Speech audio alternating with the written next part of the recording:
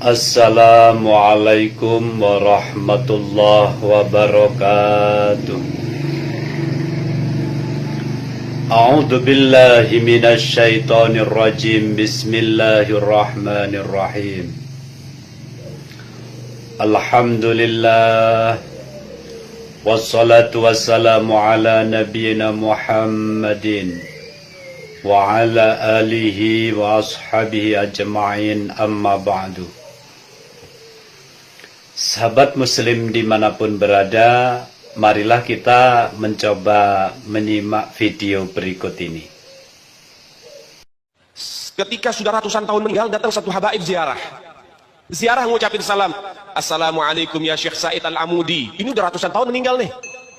Anda tahu apa yang terjadi? Kuburannya kebelah jadi dua. Bangkit itu Syekh Said Al-Amudi sama jasad-jasadnya. Dia katakan, Waalaikumsalam warahmatullahi ya ahlul bait Rasulillah. Kemudian diambil tangan itu Habib, dia cium tangan, kemudian akhirnya balik lagi ke kubur, masuk lagi. Sahabat muslim dimanapun berada, video barusan ini adalah contoh habaib atau Habib dari Ba'alawi mendoktrin kepada warga pribumi atau muhibbin.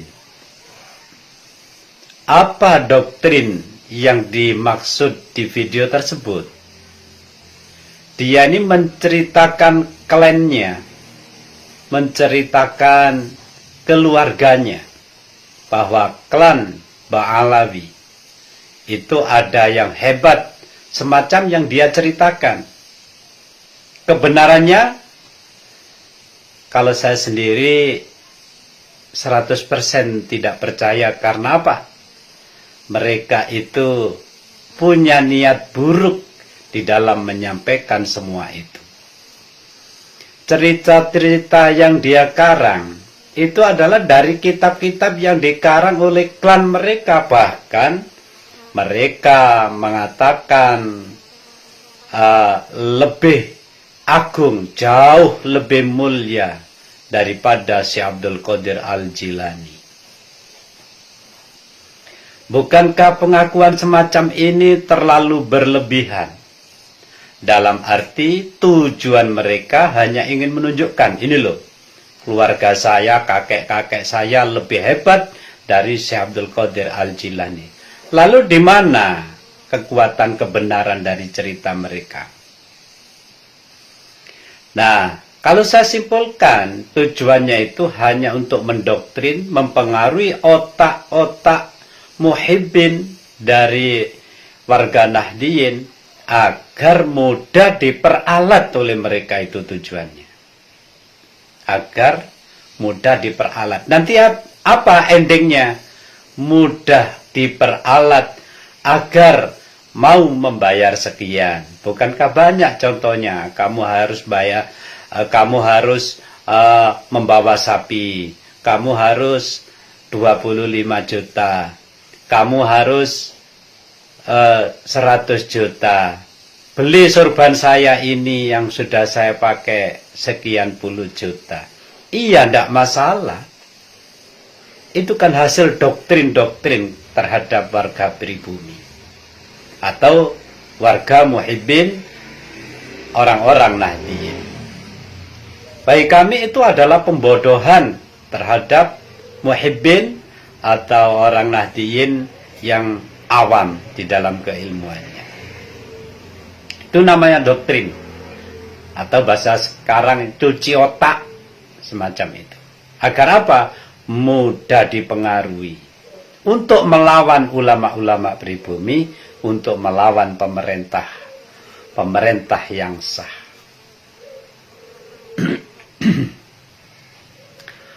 Kenapa bisa mengambil kesimpulan demikian? Coba kita bayangkan, kita hitung satu saja. Mereka secara kitab nasab bahwa kakek mereka yang di abad 3 atau 4 itu hidupnya di masa itu, tapi tidak ada sejarahnya. Sedangkan yang lain ada sejarahnya. Setelah terputus sekitar 500 tahun lebih, baru dicangkokkanlah nama kakek mereka Ubaidillah kepada keturunan Rasulullah tersebut. Dan ini tidak bisa dibantah oleh kelompok Ba'alawi. Lebih dari itu adanya tes DNA. Dr. Sugeng itu sudah mengatakan, ini Dr. Sugeng yang mengatakan bahwa Hanif Alatas itu adalah gennya Yahudi. Dan kita bisa lihat ketakutannya Hanif Alatas. Kenapa? Karena dia sudah tahu haplogrup dia itu apa. Nggak percaya.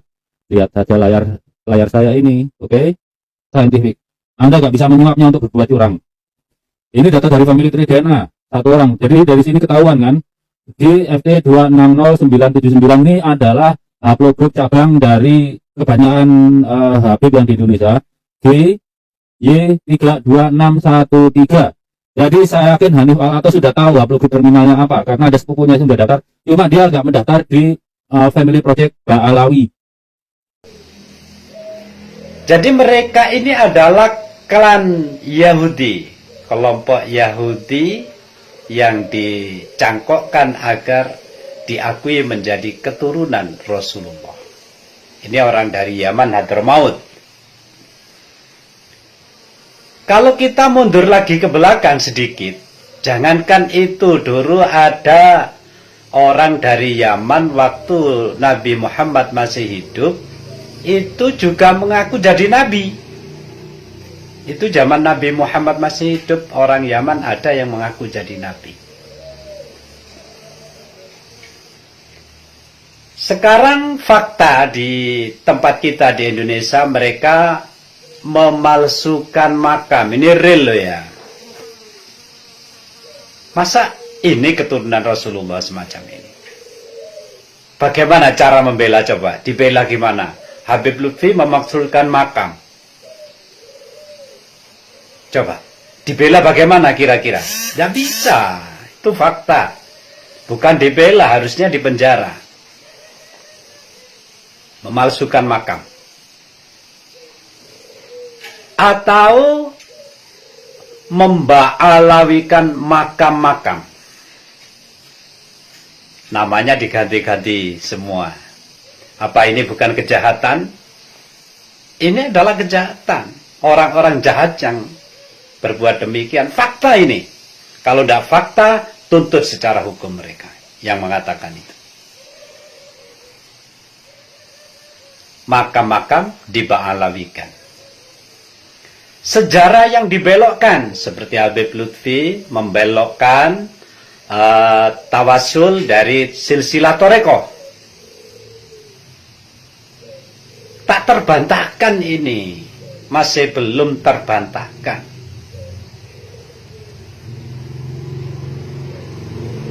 Mau dibela bagaimana? Bukankah ini kejahatan yang nyata? Jadi kalau ini kejahatan yang nyata, harusnya mereka ini mengakui dan menyatakan bahwa dirinya itu ya memang pekerjaannya semacam-macam itulah. Menisbatkan atau mencangkokkan, membelokkan. Tujuannya apa? Agar mereka itu diakui sebagai pemilik bangsa ini.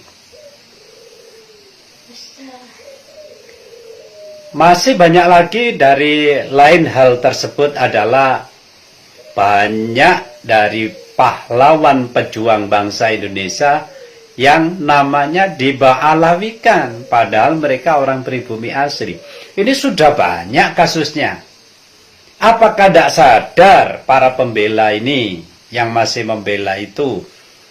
Jangan hanya membela masalah nasab. Coba ini terangkan pada ulama Nusantara. Kejahatan apa ini? Makam palsu itu kejahatan apa? Bukan ini kejahatan luar biasa. Untung Allah masih membuka kedok kejahatan ini. Tes DNA tidak berani. sebenarnya sudah mati kutu istilahnya. Mati kutu. Karena keberanian dari Kiai Haji Imaduddin Usman Al-Bantani beserta teman-teman pejuang PWI dari Wali Songo, mereka sudah kompak untuk melawan. Kalau kita diam, ini istilahnya berarti kita diadu domba. Oh tidak, kalau ini kita diam, justru bangsa ini akan dihancurkan oleh mereka. Diponegoro dipaalawikan. Keluarga aslinya pribumi sudah bersuara. Coba kasih pembelaan lah, kasih pembelaan. Yang jelas kalian semua pembela-pembela Pak Alawi tidak akan bisa bicara tentang hal ini. Jadi PR kalian itu membantah Kiai Haji Imaduddin Usman, membantah Gus Ubad Aminullah, bantah. Membantah Dr. Sugeng tentang tes DNA, membantah Kiai Haji Nur Ihya terkait makam-makam palsu. Lakukan itu. Jika tidak, berarti memang kalian ini telah berbuat jahat di bumi Indonesia ini dan pantas disadarkan menuju jalan yang lebih benar. Dan menyadarkan bahwa kalian semua di sini adalah pendatang. Hanya pendatang, tolong sadari, kalian didatangkan oleh Belanda ke Indonesia untuk menyaingi perjuangan para alim ulama masa itu. Dan diaku-akukan menjadi keturunan Rasulullah. Dan nyatanya tidak terbukti menjadi keturunan Rasulullah. Keturunan Rasulullah itu akui saja namanya Sayyid dan Syarif. Kalau Habib itu keturunan Ba'alawi, bukan keturunan Rasulullah. Tapi dari kalian masih banyak yang mempertahankan diri bahwa masih keturunan Rasulullah, padahal logika akal sehat tes DNA saja yang bisa kita pahami bersama bahwa itu adalah penemuan ilmiah yang akurat, kalian mengingkarinya. Ini berarti tidak adanya kesadaran dari kelompok Ba'alawi untuk menuju yang lebih damai di bumi Indonesia ini. Semoga muhibbin dimanapun berada, warga-warga pribumi, terus menjadi sadar dan menjauhi mereka. Karena apa? Akhirnya mereka akan diadu domba oleh ulama Nusantara dan oleh sesama bangsa Indonesia. Itu pasti. Wallahul muwaffiq ila aqwamit thoriq. Wassalamualaikum warahmatullahi wabarakatuh.